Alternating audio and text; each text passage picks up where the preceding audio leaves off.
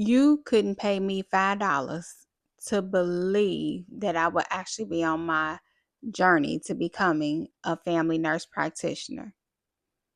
But if you're interested in finding out my journey, what school I'm going to, and how my first 5 courses were, stay tuned.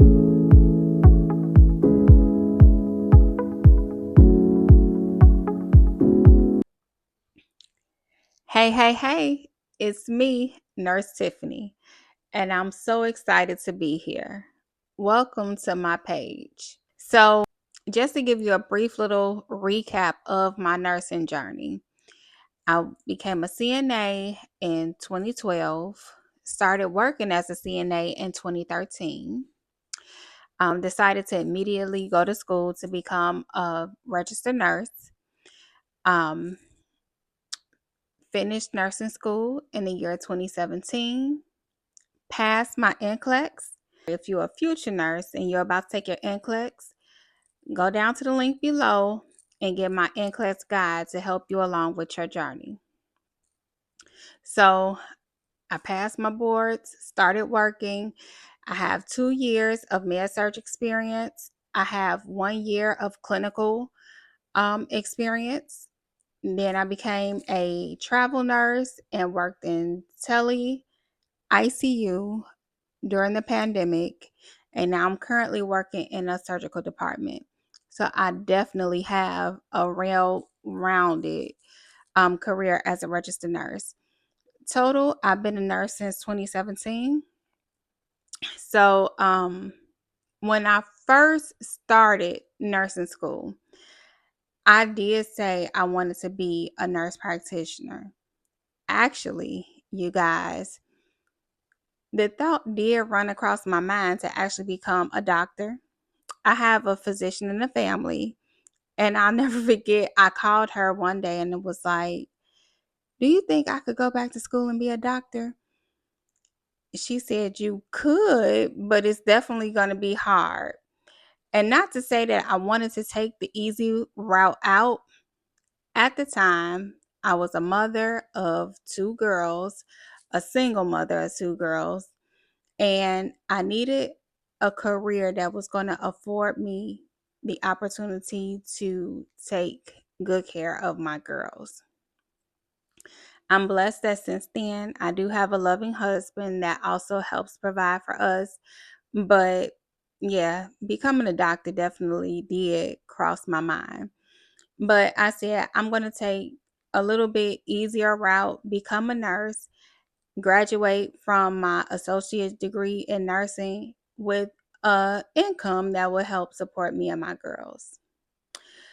However, while I was in nursing school, we did talk about the different career paths that you could take as a nurse when it comes to the master prepared level. And I was always intrigued by the thought of actually becoming a nurse practitioner. Now, I didn't have an easy feat at all. Actually, being a registered nurse was hard. I gave myself time and I gave myself grace to kind of get settled in to the registered nurse role. After working during the pandemic and kind of seeing so many family nurse practitioners actually go back into the RN position, it was a little disheartening at first, but I didn't allow that to deter me. For some reason, I have this power of manifestation, and I believe that I'm still going to be a successful RN regardless to whatever comes my way. I've heard a lot of setbacks, because for a couple of years I wanted to go back to school, and I would ask some of my fellow nursing friends, like, let's go to school together, let's do this, we could do it together. I guess I always wanted that support, somebody that I could have on the side of me. But every single time it was met with resistance. If I asked one person, it was, I could make the same amount as a nurse. I asked another person, And they was like, I'd rather just travel and do a registered nurse. You see how all of them got laid off and things like that. So I was kind of met with a lot of resistance. I asked another person, and their response was, it's already overpopulated. You won't even be able to find a job. I just decided, just like in one of my previous videos, I decided that I was going to be a nurse practitioner. And I wasn't going to allow that other people excuses to shape what I felt like I wanted for myself. Nursing to me is a calling. I feel blessed in this position, and I really truly feel like I could be a blessing to others. I have a passion in cardiology, and my ultimate goal is to be a nurse practitioner in the cardiology spectrum. When I finally got settled into my current position after the pandemic and became a staff nurse, I immediately went back to school and obtained my Bachelor's of Science in Nursing at Chamberlain University. From there, I enrolled right in. I did not take a break whatsoever because I did feel like if I took a break, then that was going to be it for me. So I went ahead and applied. My application was approved. And here it is. I'm on my journey to become a family nurse practitioner. I currently attend Chamberlain University for their classes. It's completely online. Now, it's completely online.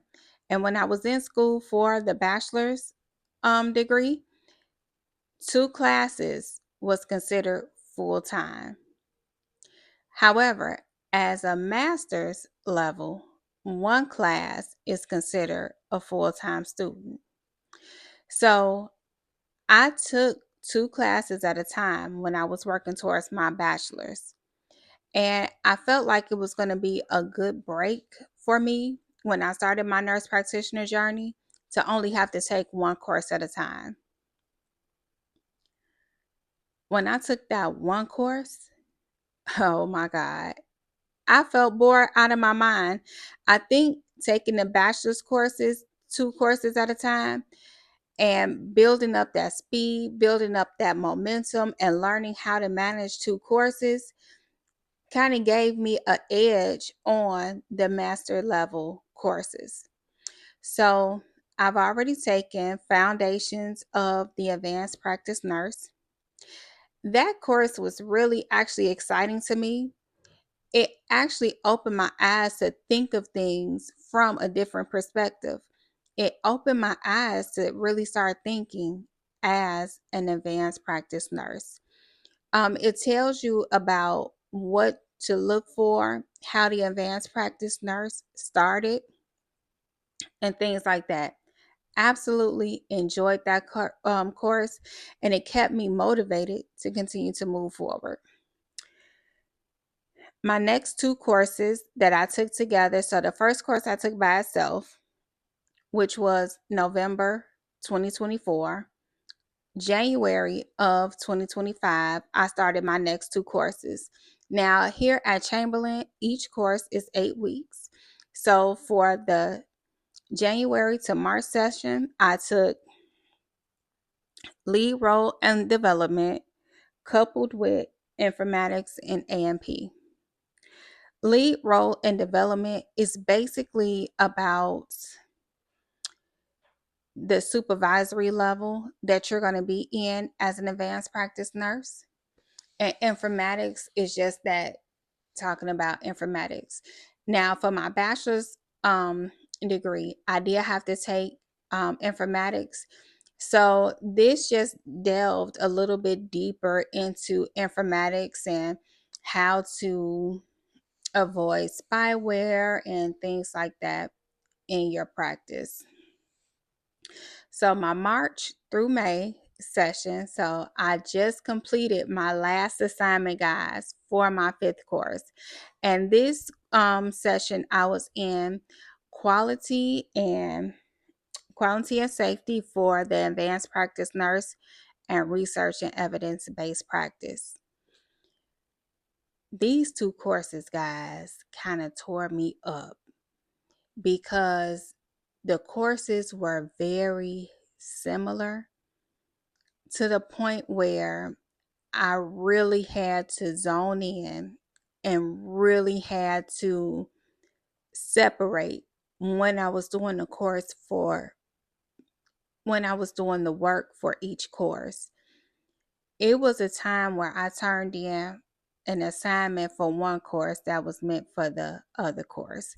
So I really had to hone in on my time management and my organization because I felt like these courses were very, very similar. Research and evidence-based practice, even though we all know, especially if you're a nurse right now or a nursing student, that's all we talk about is evidence-based practice. And although it's like deeply ingrained in nursing, I just hate it. I'm not going to be a research nurse. I don't care to read these nursing journals. I mean, although you learn good information, that's just not going to be me.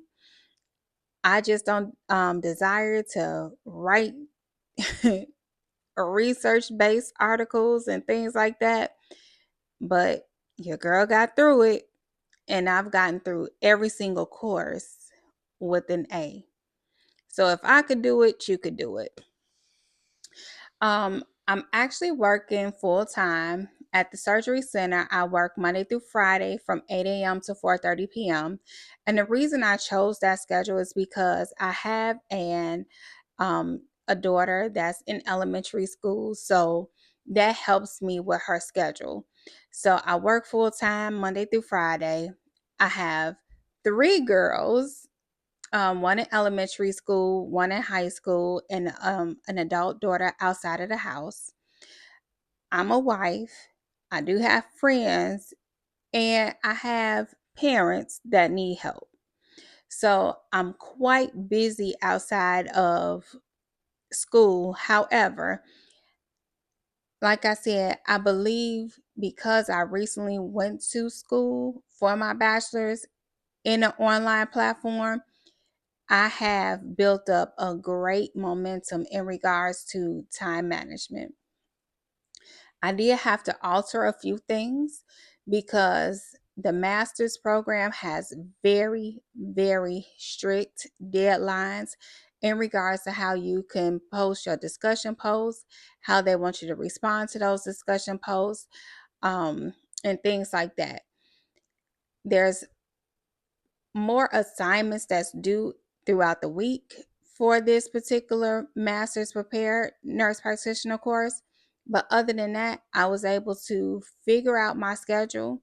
I do have to say no to more outings and things like that and stay mindful for things that I commit to. But other than that, so far, your girl is loving it.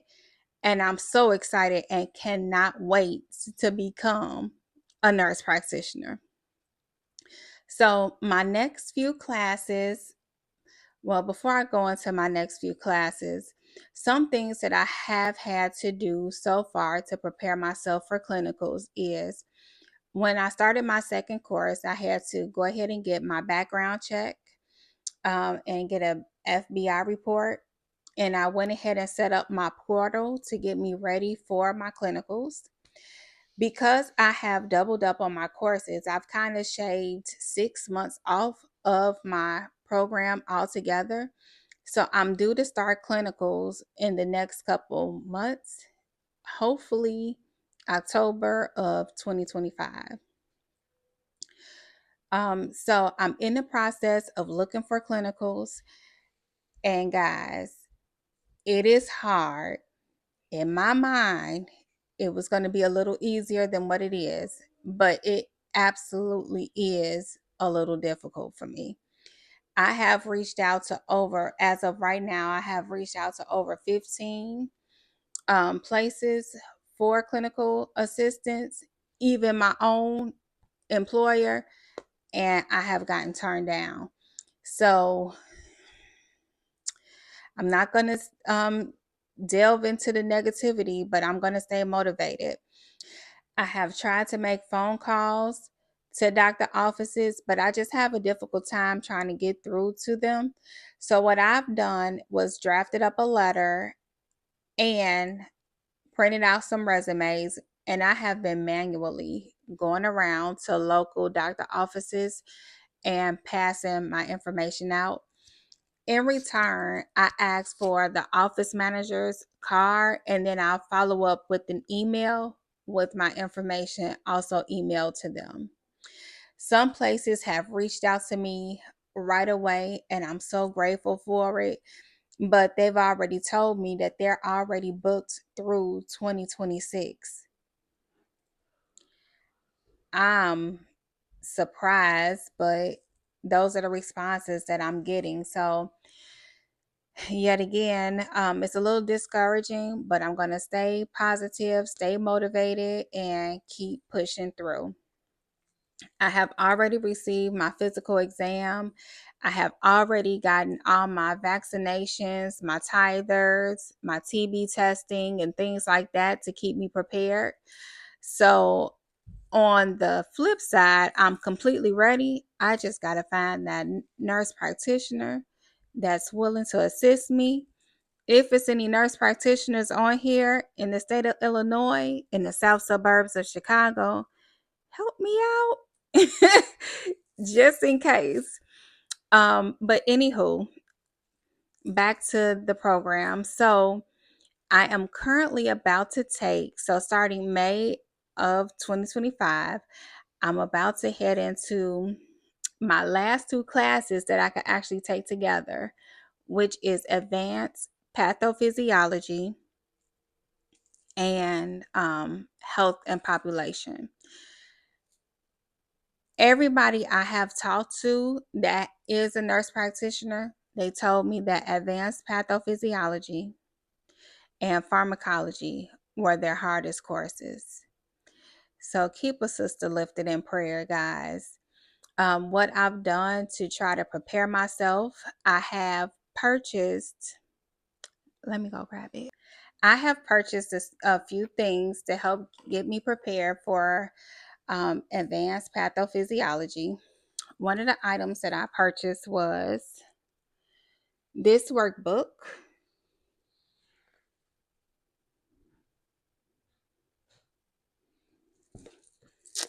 Um, McCain and Hawthorne's Pathophysiology, the biologic basis for disease in adults and children. It's a study guide. This is the actual book. So all of our books come in ebooks, and your girl don't really like the ebooks. And since this course is so important, I wanted to at least have a workbook where I could write things out, where I could have something to read. I wasn't invested enough to actually purchase the book, but what I'm going to do is go to my local library and see if they have that book available. Don't forget to use your libraries. So what I do plan on doing is seeing if they have it used and have it available, and then I'm going to go ahead and rent it from them for this next 8-week course. Additionally, before I found out what textbook I was going to be using, I had went to Barnes and Noble bookstore and started prepping myself for the actual exam. So, unfortunately, the courses that I have recently taken hasn't been in this book, so to speak, but this whole book is basically on pathophysiology, diseases, and pharmacology. Um, some things that are referenced in this book outside of that, there's a small section on test overview, clinical prevention, and population for health. So that's where it starts off, population for health. So those are the courses I'm just about to get into. So it kind of makes me wonder if all of the previous courses that I've taken, are they going to actually be on the exam? So I don't know. But I've already started looking at some test questions. I've already started preparing myself in regards to what may be to come. This came with a test bank. So it's Kaplan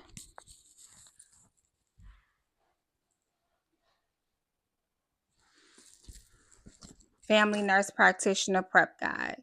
So this worked really well for me when I was in nursing school.